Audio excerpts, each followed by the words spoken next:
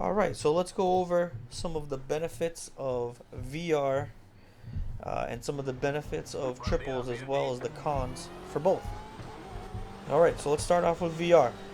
One of the best things about virtual reality is the overall immersion of it, okay? The immersion of virtual reality is just unmatched.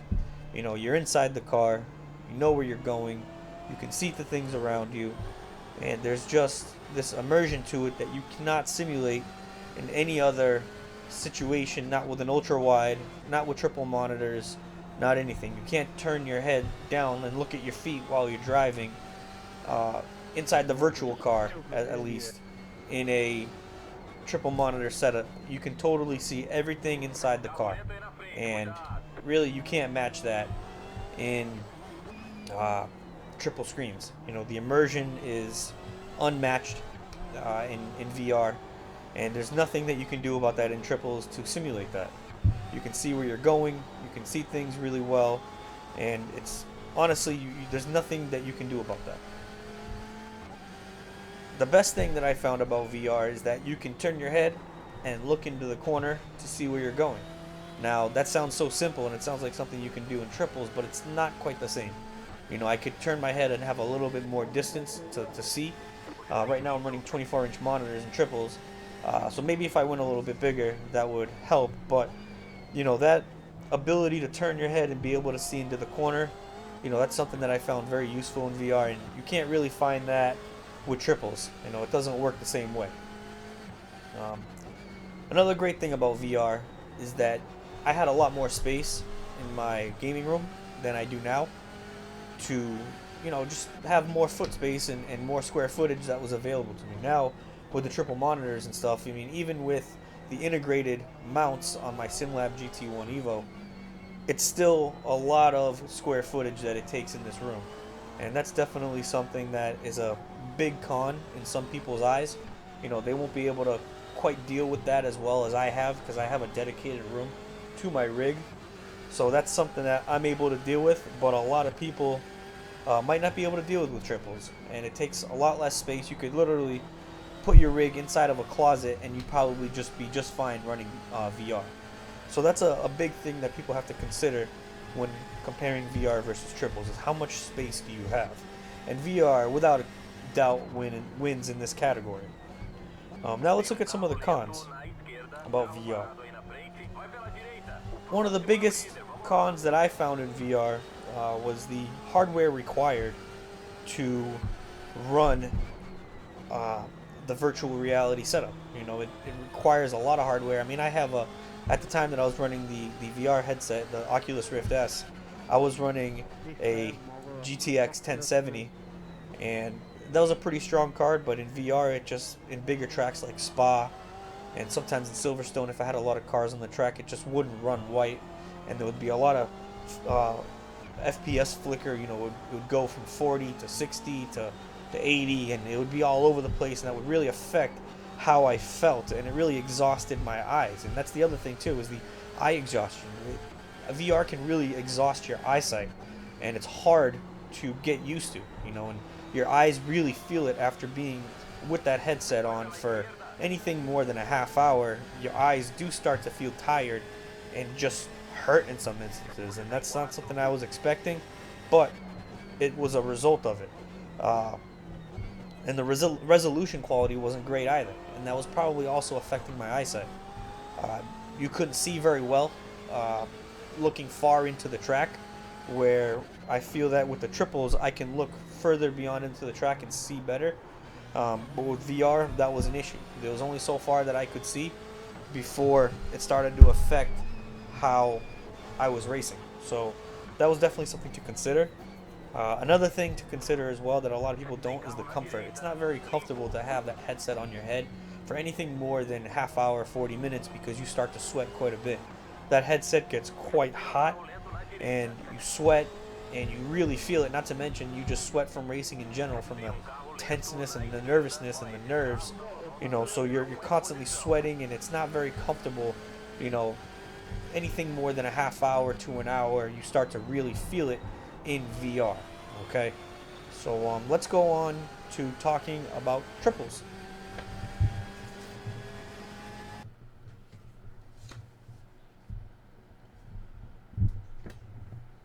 All right, triple monitors. Pros, cons. What are some of the things that I can look forward to? Well, this is me here with a GoPro on my head, and I am in the Ferrari Challenge here, trying to fight it out. It looks like I'm in ninth place here. Um, so some of the pros here, as you can see right away, the image quality is fantastic. You look at that image there, you can see how much better it looks as compared to the VR. Uh, it's just very good image quality compared. The screen is made to show the different colors and the better resolution. It runs more FPS. Everything just runs a little smoother with the image quality on the monitors versus VR.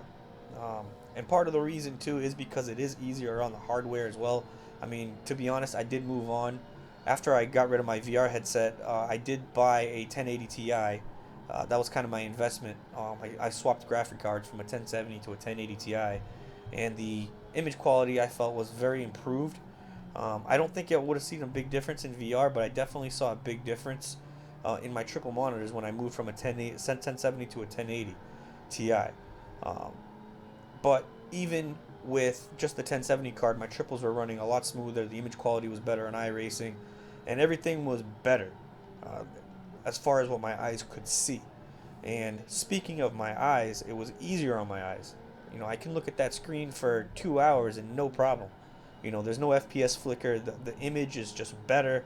It's easier on my hardware, so it runs smoother, and it's easier on my eyes. Where before in VR, I could only run that thing for so long before my eyes were hurting, literally. So that's something to think about. Oh, got a little mess up there. So that's definitely something to consider when you go into VR. Okay. Uh, Another thing that I really enjoyed was the freedom. I can see my button box. I can see things around me. God forbid somebody breaks into my house. I can see it. I can hear it. So that's something that you can really look forward to with VR. You can see things a little bit better. You can actually see your steering wheel. Where with the VR headset on, you can't really see your steering wheel. So there's a lot of things there you have to adapt to when you're in VR versus when you don't, and you're in triples in uh, just looking at your wheel and stuff like that, it's a lot more convenient. Some of the cons about triples, obviously there's going to be some downsides to going with triple monitors. I felt that the biggest one was the space required. The square footage that my rig takes up now is a lot more than it was before. When I didn't have those three monitors and I only had one, that takes up a lot more space, guys. So that's something that you have to consider when you're putting it inside of a room or a living room or something like that, or a bedroom. If you go to college, or if you have a wife and she doesn't want you to take up a whole room, that's definitely something to consider where VR would be a better fit.